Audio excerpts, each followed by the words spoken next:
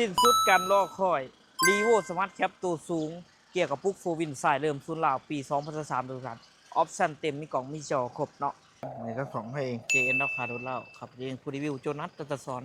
วันนี้ไม่ลดคำว่าใหม่ทุกท่านเลยเป็นสายเดิมศูนย์ลาวเกี่ยวกับปุ๊กโฟวินปี2023รักษา2024เป็นสมาร์ทแคปเลยดีโวเนาะงามดูในห้าอย่างที่สุดแหละไปมาก่อนในก่อนรถเดิมบอตามโบปิดสวยประกันให้เลยออปชั่นเต็มกล่องจอครบออปชั่นดีพัดเนาะมารถคันนี้ห้าอย่างได้ทุนนี่มือสองนี่ราคาเต็มคันนี้ถือจู1,130,000 บาทมาเบิ่งรถตัวจริงกับสมาร์ทโอร่มก็ได้ต่อรองก็ได้รถจุปักเสดสดผ่อนเท่าไหร่ไปเดินปีโทษก่อนทุกครั้งเก่าปี33ตัว6เก่าเดี๋ยวพาทุกท่านไปเบิ่งรถข้างในก็ได้ไปข้างในเป็นสมาร์ทแคปใครแคปไปเลยพวงมาลัยจะให้มันเป็นมัลติฟังก์ชันเนาะ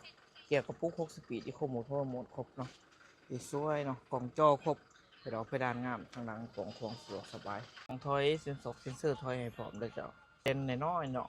31,000 โลเท่านั้นปี23นำใส่24เด้อเป็นเพจเจ้าเต็มปรับเปลี่ยนพาเปลี่ยนได้ทุกท่านเด้อสบายสกัวกระดิกกระเจทรงดอกทรงดังเนี่ยงามเด้อสวยงานน้อยสายเดิมมิดออกมิดอัพอยู่ครบตามโบปิดเบอร์ในกระเซ็นเดียวกันเนาะเบอร์ในกระสาสะอาดเนาะสายเดิมศูนย์เหล่าเนาะพวงมาลัยมัลติฟังก์ชันเบาะหนังเดิมจากโรงงานเนาะดีโวสวยอาร์คเดิมๆบอตามโบปิดเด้อปิดออกมิดอัพงามเช่นเดียวกันมิดออกมิดอัพงามเริ่มจากโรงงานมาเบิ่งข้างในของจักรข้างในของเครื่องจักรเป็นจักรตัวใหม่ทุกท่านคันนี้เนาะจักรตัวใหม่หัวหนอห้องนัดนั่นคือภาพเดิมโบทันแก๊สทันหมากตัวโปรโตโยต้าคันเนาะคันตัว L ตัว R อยู่ครบทุกอย่างจุดเดิมจากโรงงานเนาะตัว R ลูกซ้อนเนาะตัว L อยู่ครบเนาะคันเนาะคันงามมีคอมมิตอัพมีไอวงมีควันเด้อฝากระป๋องกระโปรงรับประกันให้คันนี้เดิมงามไปฝากไปซื้อมาทุกท่านเด้อกับ Revo Smart Cap ตัวสูงเกี่ยวกับพวกฟูวินสายเดิมศูนย์ดาวดุลในห้าอย่างที่สุดมีคันเดียวเท่านั้นไพ่มาก่อนใดก่อนเด้อทุกท่านเด้อราคาเต็มคันนี้ถืออยู่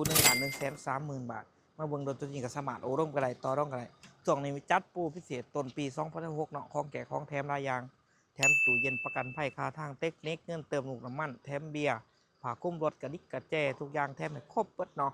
ไพ่มักกระทักมาได้9733ตัว679ฝากติดตามทุกช่องทาง JN ราคาโดดาวขับไปเองโจนัสจันทสอนขอขอบใจทุกท่านในรายเจอกัน